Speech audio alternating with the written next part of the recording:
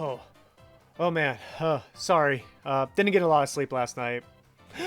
Hello, hello, everybody. Welcome to another video. I am the host with the platform most, Troy here, aka T. Roy Jenkins.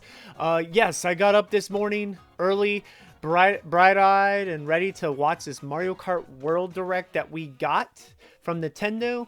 So just to set up some expectations before we kind of dive in, I wasn't expecting a lot. I was expecting at least something that we didn't really knew going into it as much, which we did get some of that, but a lot of the information we kind of knew just from hands-on playthroughs, people who got their hands on the game, just kind of breakdowns of from the demos and everything here. So it's like we kind of knew a lot going in.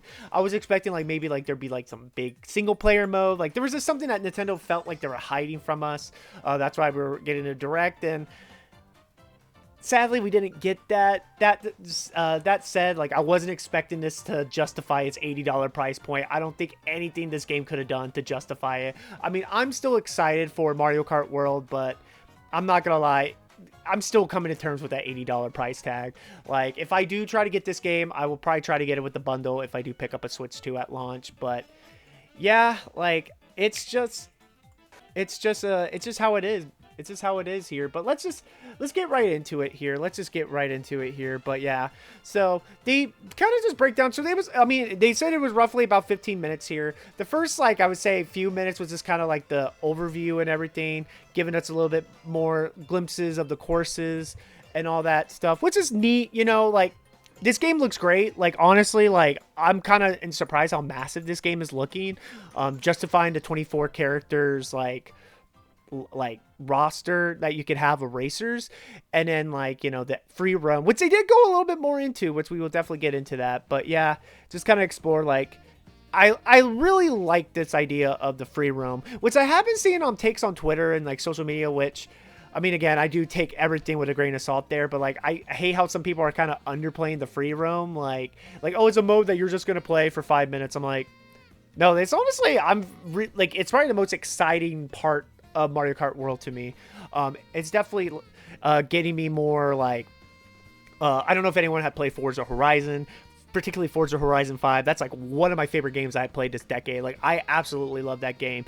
And one of the reasons why is because the open world aspect of it. Like you can literally race to your heart content open world. Like there's, and also races that are condensed in the world itself, which is kind of like what Mario Kart World is doing. Like that's kind of like what these courses are. These courses are like racetracks in this giant world that you get to explore, which I do really appreciate. That I would never appreciate of, because I would never expect Nintendo to actually pull from Microsoft and pull the Forza Horizon aspect of it. But honestly, it does make the most sense. It does feel like the most logical sense moving forward with the future of the franchise, and it's easily the most exciting part about this game here. The new courses look great, like Starview Peak. They announced some returning ones, like Toad's Factory. That was like that was the first one, and I knew like people love that one. That's easily one of the best retro courses here. Peach Beats from like GameCube, Wario Shipyard, which I believe is from Mario Kart 7. I could be wrong. Correct me in the comments here. But they have like updated it and like, you know, modernized it just a bit here. But I like, again, like the information we got was great. Like I like that they kind of like, you know, break down the characters. I love Goomba. Again, Goomba, first time ever in Mario Kart, still kind of blows my mind, but I love seeing that here. And then of course they know the meme now. They know how much we love the cow. They love how we love the Mew Mew cow. I love the dances and stuff like that here. Like everything presentation wise, I've just been loving. I do love the pre-built carts. In fact, someone did I don't know if they showed it here. Let me double check, because they did show I didn't catch this the first time around, but they did show you do get confirmed a Rob bike here. I don't know if it's like here or something like that, but someone did like notice that like there's like a Rob the robot, but as a bike, which I think was super cool, because like he was a character in Mario Kart DS, and I think that's like a fun little Easter egg here. They did explain Knockout Tour a bit more, which is like, you know, their battle royale. Again, nothing completely new if you've been following like the hands-on previews and stuff like that, but it's like basically kind of like their battle royale mode where they, you know, like it's like races, and you were trying to stay in like the top percentage of each race, and if you're not, you get eliminated, and it just basically comes down to basically who's the first place winner here. And I'm that's probably like my second most excited part about Mario Kart World. I'm super excited for Knockout Tour. I honestly think it might be actually the hidden gem of this whole game. Like, I could see this mode really becoming like an absolute favorite of mine, and playing it with friends, local or online. Like, I see it becoming like quite a bit, like a mode that I will be visiting quite a bit here. So I'm excited for Knockout Tour. I think it's going to be a lot of fun here. They did go over some of the items regarding it. The coin show looks cool. I don't know if you could hit people with it here, but it does like bring a trail of coins, which I think is super neat.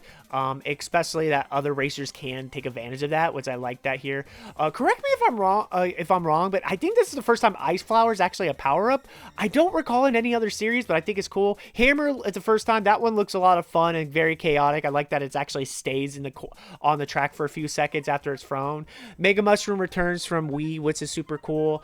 Not like a power-up I like particularly love, but it's like a nice one to see. Feather returns from 7. I do like this one because it can give you an extra jump, and it can like, you know, lead to some shortcuts and everything like that. So I do like seeing Feather returning here on that end.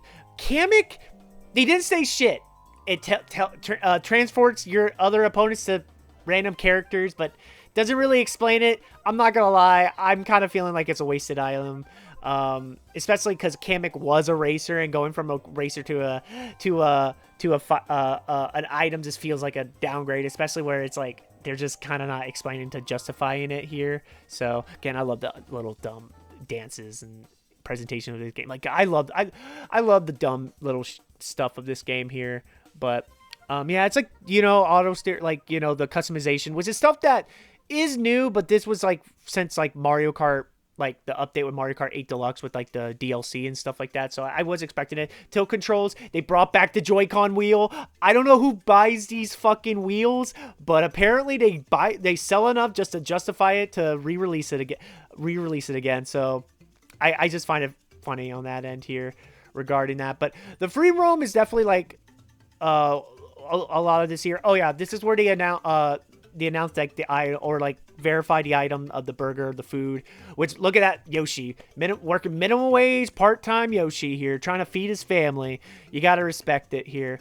But I do like the food item in theory, but the fact that this is how you unlock costumes, I'm kind of torn on this. Like, I think it's a cool way to unlock costumes, but I just feel like, I'm like, is there anything else to them, or is this ways to unlock the costumes, and how much costumes there is to unlock? Like, once you unlock all the costumes you can, like, will it have another purpose? That's kind of where my like excitement goes down. But I do think this is a cute way to bring the costumes in, and especially like knowing Mario Kart Tour, they're gonna have a lot of costumes for this game, and I imagine Nintendo's gonna like update this game like crazy. So I expect this to be very thought out. But I'm just I wasn't like blown away, but I'm kind of curious about it here.